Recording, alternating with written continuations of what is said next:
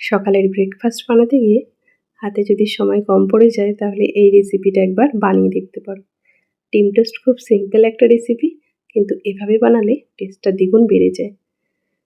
ডিম টোস্ট তৈরির জন্য 2টো ডিম ফাটিয়ে নিয়েছি। এর মধ্যে পরিমাণ মতো লবণ, চিলি ফ্লেক্স আর গোলমরিচ গুঁড়ো দিয়ে দিচ্ছি। কাঁচা লঙ্কা কুচি আর পেঁয়াজ কুচি দিয়ে দিচ্ছি ডিমের মধ্যে। এরপর এই সমস্ত উপকরণটা বেশ ভালোভাবে চামচের সাথে মিশিয়ে নেব ডিমের সাথে।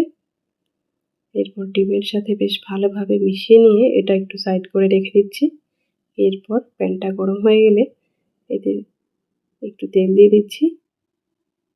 এরপর তার মধ্যে দিয়ে দিচ্ছি ফ্যাটানো ডিমটা দিয়ে প্যানের চারিদিকে এভাবে ছড়িয়ে দিতে হবে। একটু ঘুরিয়ে ঘুরিয়ে ছড়িয়ে দিলেই একটু ভালো হয় আর কি। এরপর 2টো ব্রাউন ব্রেড এভাবে একটু ডিমের সাথে উল্টে নেব।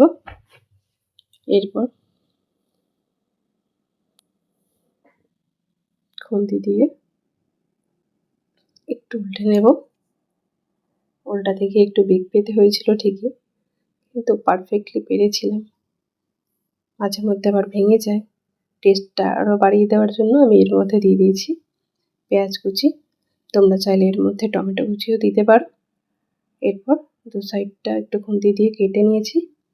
এরপর উল্টে পাল্টে বেশ লালচে করে 2 পিঠ ভাজা হয়ে গেলেই আমি তুলে নিচ্ছি।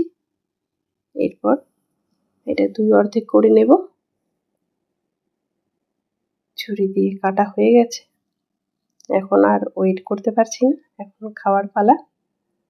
দেখতেই পারছো রেসিপিটা তৈরি হয়ে গেছে। খেতে